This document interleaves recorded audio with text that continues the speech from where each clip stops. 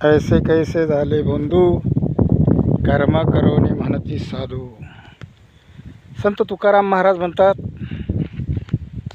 या कलियुगामध्ये असे कसे बंधू लोक झालेले आहेत, कर्म करून सुद्धा ते साधू म्हणवतात.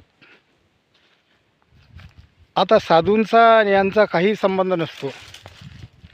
जादूगिरीच्या काही नकला करून महिला मंडळींना फसवून लैंगिक शोषण करणारे बरेच महाभाग महाराष्ट्रामध्ये पकडले जात आहेत. एकमेकांमध्ये परस्पर तक्रारी होतात म्हणून हे प्रकरण उघडे पडतात.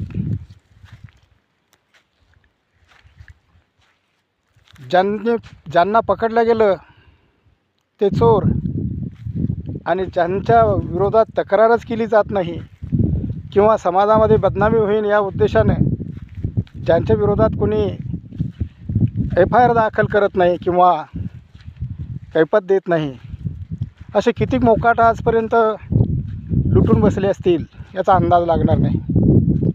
वारकरी संप्रदायाचं संत साहित्य सकलांना वाचण्यासाठी उपलब्ध असतानासुद्धा भागवद्गीतेमध्ये संताचे लक्षणं सांगितलेले आहेत. संत साधू कशाला म्हणतात हे अज्ञानपण सोडून देण्यासाठी संत साहित्याचा अभ्यास करायला हवा. आणि फसवेगिरी करणारे ठग महाठग हे राजकारणी आणि यांच्या आश्रयानं राजकारणी आणि सामाजिक अधिकाऱ्यांच्या व सामाजिक नेत्यांच्या आशीर्वादानं आपल्या तुंबड्या भरत आहेत.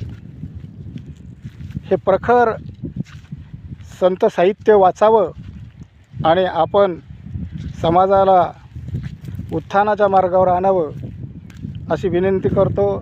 थांबतो. धन्यवाद. जय महाराष्ट्र, जय शिवराय.